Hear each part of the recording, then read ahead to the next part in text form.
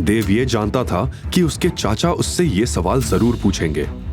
कुछ नहीं चाचा, बस कल रात रीयूनियन पार्टी में थोड़ा झगड़ा हो गया था। ये सुन के दिनेश के भाव तुरंत बदल गए। क्या? किसने किया ये? नाम बोल उसका। इंदौर शहर में किस माइके लाल में इतनी हिम्मत हुई कि तुझ पर हाथ उठाया? देव बताना तो चाहता था, लेकिन बताता भी तो क्या कि एक निकम्मे पति से मार खाई थी। यह उसकी शान के खिलाफ था। एक लड़का और उसके कुछ दोस्त थे। अकेला होता तो बताता उसे। देव हिचकिचा रहा था। दिनेश को इस बात की भनक लग चुकी थी। क्या चाहिए बोल? देव हिचकिचाते हुए बोला। चाचा, आपके फोन में भी तो कुछ लोगों के नंबर है ना जो मेरे लिए उसकी टांगे तोड़ सकते हैं? क्या मैं उनसे बात करके ये काम करवा सकता हूं? देव की बात सुन के दिनेश ने धीमी आवाज में उसे समझाया। तू मेरे बेटे जैसा है, इसलिए बता रहा हूं। अभी वक्त ठीक नहीं है। अगर कुछ उलट पुलट हो गया तो लेने के देने पड़ सकते हैं। यह सुन के देव ने अपनी बात पर थोड़ा और जोर दिया। चाचा, मैं ज्यादा कुछ नहीं, बस उसके हाथ पैर तोड़वाऊंगा। चाचा चाचा प्लीज। दिनेश भी अब मना नहीं कर पाया और अपनी जेब से फोन निकालकर उसे देने लगा, पर तभी हाथ वापस खींच लिया। नाम क्या उसका? नाम तो पता नहीं, लेकिन मेरी क्लासमेट का पति है। मामूली आदमी है, ज्यादा कुछ नहीं, देव ने बताया। फिर संतुष्ट होकर दिनेश ने भी फोन उसे दे दिया। और एक आखिरी बात, अगर कुछ कांड हो गया तो मुझसे बुरा कोई नहीं होगा। फिर याद रखना, कोई चाचा नहीं होगा तेरा। देव ने यह बात समझने का नाटक किया और तुरंत वहां से निकल गया। रूम से बाहर निकलते ही देव की आंखें गुस्से से लाल हो गई। उसने मन ही मन सोचा, टांग किसे तुड़वानी है? मुझे तो उसकी लाश चाहिए। इसी सोच के साथ देव ने दिनेश के फोन से ही कॉल किया।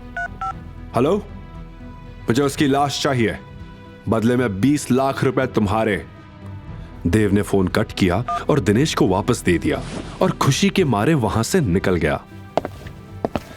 हाँ, पुलिस से तो बच गया, अब हेडशॉट से बच के दिखा। उसको क्या मालूम था वो किससे भिड़ रहा था। अपने कर्मों से अनजान देव मुस्कुराता हुआ वहां से निकल गया।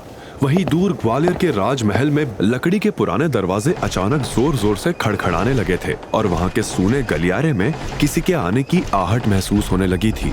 आज पूर्णिमा की रात थी। आसमान में निकला पूरा चांद राजमहल पर अपनी चांदनी बिखेर रहा था। दरारों से हवा सीटियां बजाती हुई गुजर रही थी और दूर कहीं से भेड़ियों के रोने की खौफनाक आवाजें आ रही थी। वहां के 2 केयरटेकर भोला और किशन हाथों में लालटेन पकड़े कांपते हुए खड़े थे। उस खौफनाक माहौल को महसूस करते हुए भोला हकलाकर बोला, आज फिर वही रात आई है। आसमान में पूरा चांद निकला है। हाँ, बाहर चांदनी फैली हुई है, लेकिन अंदर वो अंधेरों का शैतान, राजमहल का शापित शैतान। किशन की बात पूरी होने से पहले ही दरवाजे और जोर से खड़कने लगे। ऐसा लग रहा था जैसे कोई उन दरवाजों को तोड़कर अभी बाहर निकल आएगा। किशन की आंखों में आंसू आ गए थे।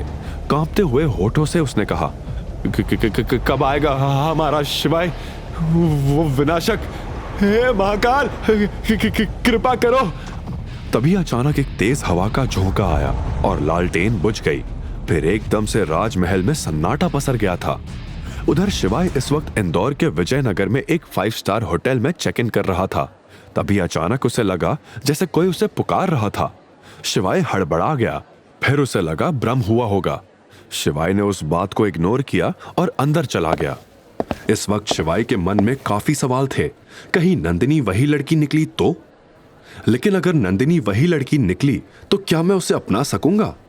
मेरी इज्जत का क्या? क्या मैं ये सही कर रहा हूं या गलत? इन्हीं सवालों से परेशान होकर शिवाय ने अपनी आंख बंद करके हाथ जोड़े। हे महाकाल, अब मैं सब आपके ऊपर छोड़ रहा हूं। फिर आंखें खोलकर उसने कहा, कल मिलते हैं कोर्ट में नंदिनी बजाज। क्या संबंध थे शिवाय के ग्वालियर के राजमहल से? आखिर क्या था उस महल के दरवाजे के पीछे? क्या संबंध थे शिवाय के ग्वालियर के राजमहल के राजगुरु के साथ? एक आदमी की इतनी सारी पहचान। आखिर है कौन शिवाय महेश्वरी? और ये हेडशॉट कौन था जो शिवाई की जिंदगी में मौत का तांडव करने वाला था? आगे की कहानी जानने के लिए देखिए अगला एपिसोड सिर्फ पॉकेट एफएम के यूट्यूब चैनल पर। और शिवाय एक विनाशक के सारे एपिसोड्स को सुनने के लिए डिस्क्रिप्शन में दी लिंक से डाउनलोड करें पॉकेट एफएम ऐप।